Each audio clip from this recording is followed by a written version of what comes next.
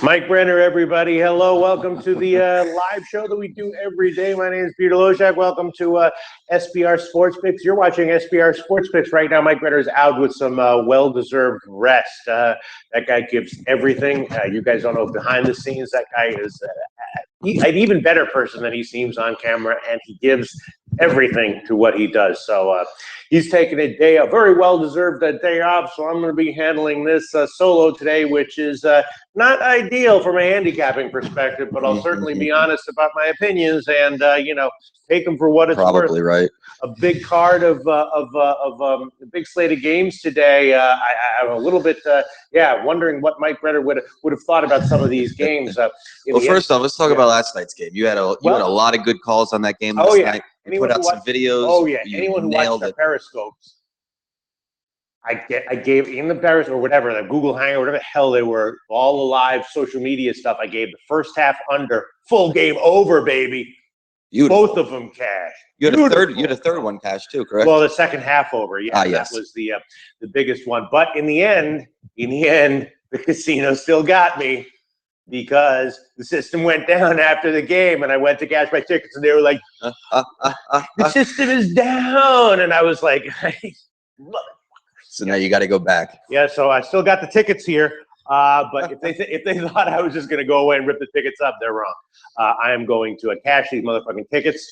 They said I have a month to cash them. Yes. But as of right now, the casino, despite the fact that I nailed everything from a handicapping perspective on that game, the casino has still gotten the best of me. But we'll see. It's not over. It's not over. You hear that, Sheraton? It's not over. The system's down. We'll see if the system's down tomorrow. And then we'll see if the system's down the next day. For the next 30 days. Yeah, exactly. We shall see. So the point is that here we go. So and even Mike Brenner, he did have Alabama, but he also had him on the first half. So we split the picks. And congratulations to everyone who had Clemson, because there were a lot of people who had Clemson, and they all looked really smart. And the people who had Alabama, although as the game was going, I mean, in retrospect, I mean, we watched the game with everyone at SBR. I mean, if one team wins, it doesn't mean that they were the over 50% chance. And for a lot of that game, it looked like Alabama was going to get the cover, right? Absolutely. I mean, probably Clemson was the right side, but I don't think the way the game went down is 100% conclusive proof. Like if they had won by 50, then clearly that would pretty much prove it. But yes, I don't know if for most of that game, if I had a bet on Clemson, I would have been pretty nervous, right? Well, it was a pretty close game. I mean, despite the score, things were rather close to the whole game, so I would have been nervous as well. I'm glad I laid off the whole thing. I just wanted to enjoy it, and sure did. But there were a hell of a lot of people, especially like on Facebook. I saw a lot of people, a lot of big name handicappers had Clemson, like on social media and stuff, like Chris Barr, Sean Higgs, all those guys. They all had, a lot of them had Clemson and the money line and everything. So nice call, all you guys. I stayed off it. And I did nail the sides, and I mean the totals. So in the Periscope. So very, very nice job. All right. So getting to today. Yeah, getting to today. The most interesting line that jumps out at me is obviously the Cleveland-Utah game. Now that one is suspiciously low line. It's 3. Now it's gotten bet down to 2. And Utah, of course, has been terrible ATS recently. Cleveland, I believe, they're coming off they're coming off some turmoil, which indicates that they'll be. Oh, right, the Phoenix game where they almost blew the big lead, or where they almost blew the big lead. So feels to me like it's a suspiciously low line, and it's gotten bet down. It's an interesting game. I wonder what Mike Brenner would have to say about it. I mean, I know that Utah has been is a good program, but Cleveland is still Cleveland on the road, -2. I don't know, man. That would be tempting to me. Does seem suspicious. Yeah, it seems like a suspiciously low line. A couple of bets I did make on the overnight, which have moved, and I knew they would. Well, not move. No, knew they would move, but I suspect they would move. I took 3 totals on the overnights, all of which I liked a decent amount. I took over 224 in Charlotte, Houston. Now that's up to 225 or 225.5. I took over 218 in Miami, Golden State. That's 2. Now it's 219 or 219.5. I mean, Golden State's a pretty strong overtrender at home, and Miami, when they're matched up against a team that goes high, can easily go high. So that one was a pick that I really wanted to give, and I will be given, I guess, an odds couple solo show where I might give these picks, even at the worst lines. And then I also took a shot, slightly less liking it, but I took a shot with the under a 223 in Portland and the Lakers. I know they played recently in that one. It was a pretty high scoring game, went over this number. And I know that obviously both these teams can be very high scoring, but I'm thinking that, Portland recently, before Lillard came back, was a lower scoring team, and now that he's back, they've started to go higher again. But he's a little bit worn down, and I'm thinking that the Lakers, might try to play a little bit, work on their defensive game plans as high total. So that's the third total that I took on the overnight, which is Lakers under 223. Those are the three totals that I definitely took. Then, other interesting games, Sacramento at home against Detroit is interesting. Sacramento, of course, has lost 3 in a row at home. So at some point now, there's thoughts that DeMarcus Cousins is worn down, fatigued, tired. So whatever that means, not exactly sure how much should you put into that, but feels like they need to bring it together and get a home win. And Detroit is certainly a beatable team, although it's certainly no pushover. So feels like Sacramento at -2 might be worth a shot. And let's see, what else is interesting? Oh, yeah, and then, of course, Atlanta and Brooklyn is interesting. I also did bet that one a little bit. I took Brooklyn plus 7.5 and the under 214 in that one. And that's down to 213 or 213.5. Atlanta's been going under recently, although Brooklyn, it's always very treacherous to take an under with Brooklyn. But I took a shot with it. And Brooklyn, in the beginning of the year, they were covering as a dog. Now, recently they haven't. I think they've lost like 5 out of 6 ATS or something. But and Atlanta's been, on a run of wins and covers, but I think that there might be a little bit of a reversal here. And I took a shot with Brooklyn plus 7.5 and the under at 213 in the NBA. And then the other interesting game, which I don't think I'm going to touch, is Toronto and Boston. Boston is obviously winning and covering, playing very impressively. I might take a shot with their team total. The team total in this game probably be Boston 107. How many games in a row, Matt, you want to take a wild guess? How many games in a row has Boston's team total been at least 110 or higher? 8. Well, you researched that? What, did you research that? Is that true? Yeah, that's the answer. No, I didn't know. Research that? No. Wise guy. That's the answer. He did nail it. Boston has gone at least 110 or higher on their team total in regulation last 8 games in a row.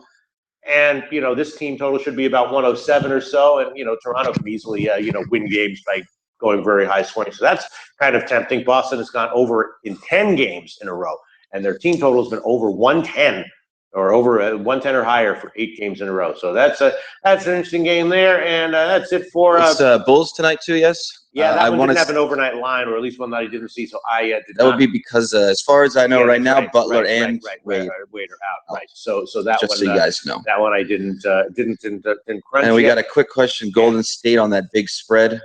Yeah, I don't know about. I mean, the problem with Golden State is I think they've lost like 5 or 6 in a row ATS on the full game spread. So Golden State has definitely been a bad.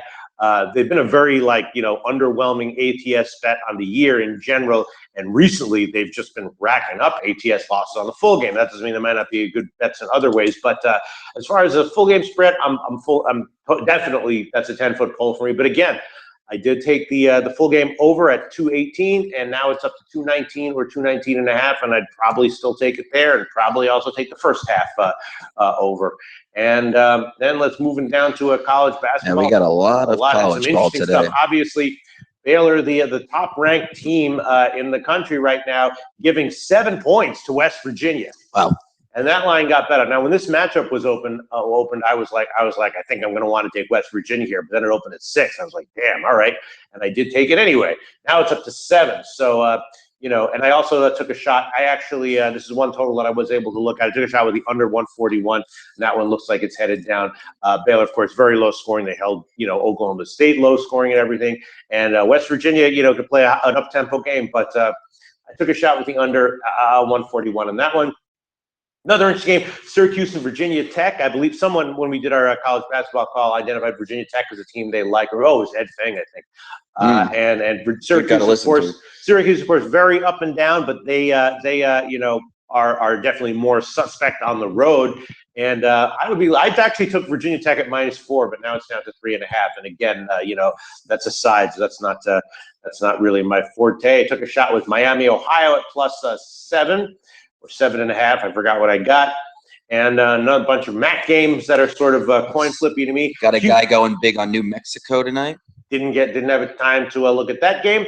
Did not have time to look at that game, but I did look at Kentucky Vanderbilt, and that is a 10-foot pole game for me. Obviously, at this point, even on the road as a double-digit favorite for me, it's like Kentucky or nothing. But I definitely didn't bet that one. It's more of a 10-foot pole for me. And then, of course, the big game, Xavier and Villanova. Could be Marco. I will admit that I took Xavier at 7.5, and now it's up to 8. So that was at least as of right now, a relatively unfortunate call by me. I don't know. Feels like it should be relatively. Feels like they're getting that guy back who there's a guy who stalked and violently abused his girlfriend or something like that. That's Did you hear nice. this story? No. Yeah, Miles. No, I forgot what he did, but it was pretty sick. Not super sick, but pretty sick. But now he's back, and Xavier has the guard play to keep up with Villanova. So I can understand why. I mean, obviously a 10-point victory for Villanova, very possible.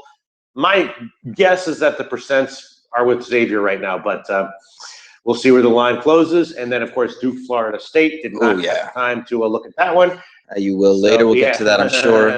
Akron line looks fishy to anybody else? The Akron, who's that? Your opinion or someone posted? Somebody asked. Yes, it does look fishy. I mean, obviously, Akron has the class of the MAC as of right now. It's definitely fishy, and this one definitely has for me, Central Michigan or nothing written all over it. Probably going to be nothing. Yeah, for sure. It's definitely one of the classic fishy lines. Then moving on down, another interesting one, Florida at Alabama. Alabama coming off of the big loss. They're a home dog now. I was thinking Alabama plus 5.5 might be I mean, Florida's a good team, not a perfect team. And Alabama has issues. They play great defense, great rebounding, but they have some serious issues shooting. I'd rather be getting, let's say, 9, but at 5.5, might be worth a shot. And as a school, they also got shit on last night, kind of. So who? Alabama. Yes, they got majorly shit on. So they might be feeling the effects of that. We talked about that last week when they were coming into this game. Yeah. And they actually beat up on, I don't remember who they beat, but they fucked up one of my parlays for the weekend. See, I'm thinking these guys might be thinking the opposite. I think they might be saying to each other, "We Alabama, baby. We fucking Alabama," and maybe they'll come out and at least I wouldn't take them as a favorite, but getting 5.5, they might be looking at themselves and saying, "We Alabama, we need to step up and prove to the world that we got pride." The football team may have lost, but we're going to come in here and we're going to get a win at home as an underdog over a ranking. They're going to say we are home underdog, and then they're going to say, "Who Florida? Who Florida? Florida nothing." And then they're going to maybe at least get a cover within 5.5 points. So that's definitely tempting. That is a good prediction. Yeah. Auburn. That is obviously Missouri is terrible. Yes. But there's still that's a tricky one. I actually did look at it, have time to look at it, but I didn't have an opinion. It's obviously tempting to take Auburn, and Missouri has repeatedly lost at home. Low line -1, another sort of suspicious, fishy line. I may later on look into it more and decide that I like Auburn, but as of right now, I'm sort of like watching and waiting on that one. So yeah, that's a little bit Maryland. Let's see. That's another one.